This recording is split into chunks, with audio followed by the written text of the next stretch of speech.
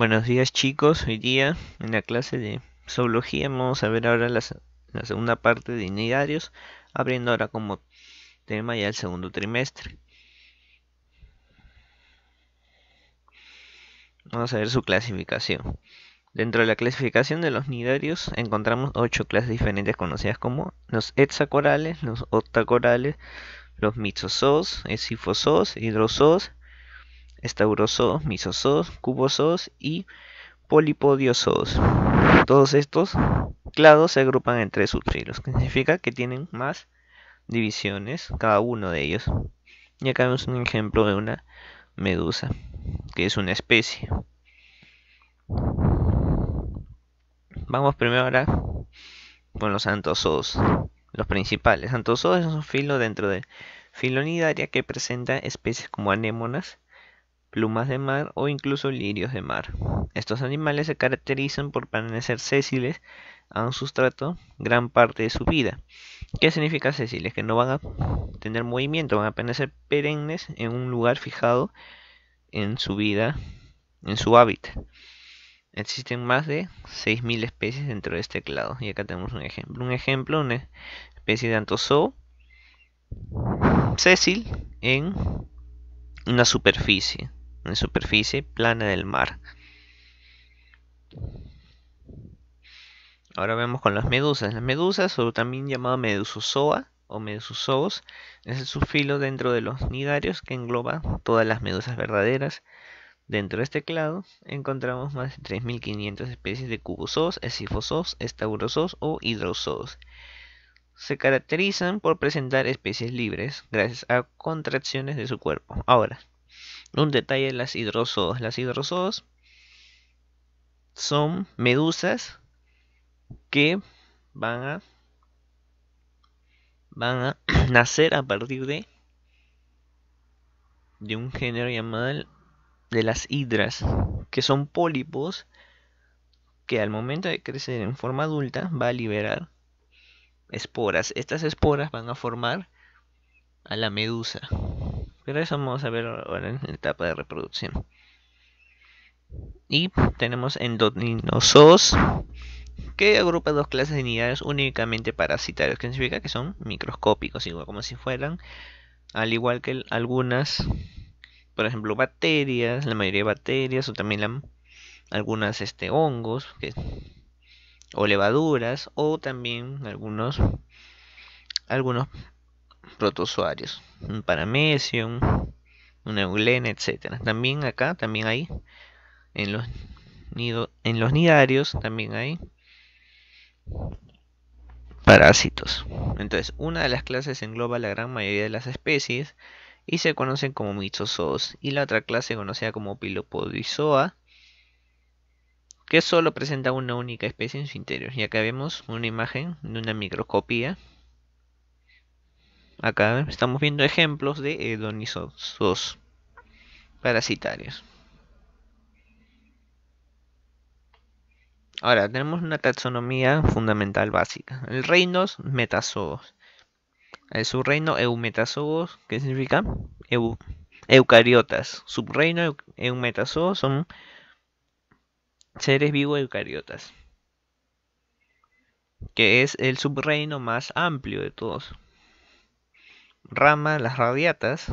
¿Por qué radiatas? Porque poseen una simetría radial. Nosotros, como habíamos mencionado en las clases anteriores, que existían dos tipos de simetría: bilateral, en el caso de artrópodos, de seres de mamíferos en nuestro caso, y simetría radial en el caso de nidarios, de poríferos, equinodermos, etcétera, que se puede dividir el cuerpo en más de dos partes y que van a ser semejantes.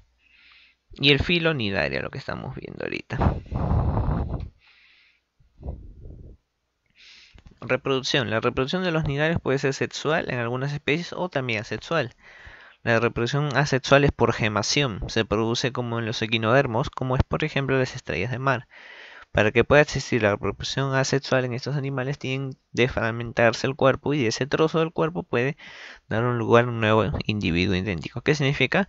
Que da la formación de yemas, el cual va a crecer en el adulto, y esta yema al momento de alcanzar la etapa adulta se va a desprender del progenitor. Se desprende el progenitor y en ese momento va a ir a un espacio cercano a su progenitor. Es por eso que luego se forman colonias. Colonias son varios individuos de la misma especie.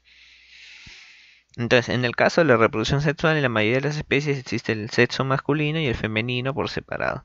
Esta reproducción se da debido a lo que el óvulo y los espermatozoides se expulsan al exterior, quedando suspendidos en el agua y donde tendrán que juntarse.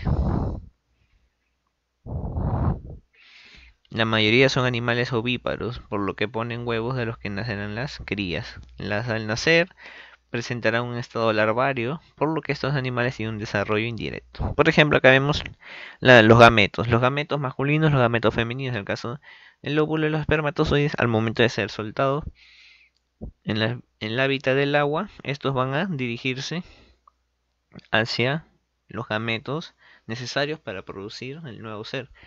Entonces se forma la larva, que se llama plánula. Al momento de esta larva ir creciendo, se va a formar un pólipo. Después de un pólipo, se va a formar ya un pólipo más desarrollado, pero en el cual ya va a estar la medusa en formación. De ahí, después de la primera fase del pólipo, que ya está formando los tentáculos de la medusa, en la siguiente etapa ya está saliendo la mitad del cuerpo de la medusa en formación y está dejando el pólipo. Y de ahí vemos la formación ya. Al momento de desprenderse, como si fuera un capullo, sale la medusa joven, el cual es de tamaño todavía pequeño. Ya pasando el tiempo va a ir hacia su forma adulta. Entonces acá vemos ya el ciclo de vida de la medusa en este caso. Primero vemos los gametos, de ahí formación estado larvario, después esta etapa juvenil hasta medusa joven y etapa adulta, que se le llama medusa adulta. Y vamos a ver ahora el hábitat. El hábitat de los nidarios es únicamente acuático. Casi la totalidad de las especies que engloba este filo son animales marinos, pero unas pocas especies habitan en agua dulce, como en lagos grandes de África. Es un ejemplo. Existen especies de estos animales en todo tipo de climas y regiones, pero donde más diversidad hay de esos animales suele ser en aguas templadas o tropicales. Además, estos animales se suelen encontrar en aguas superficiales e incluso flotando en el mar, pero otra gran parte de estos animales viven en aguas muy profundas e incluso llegan a ser algunas especies animales abisales, que significa que viven en el fondo marino. Otras especies se encuentran pegadas a las rocas toda su vida.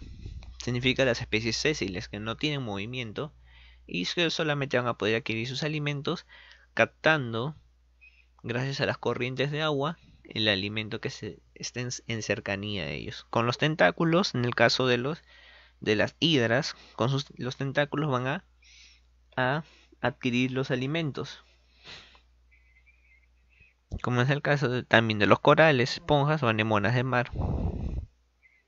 Y también en el caso de algunos nidarios, las hidras. Y acá vemos un ejemplo de una anémona de mar.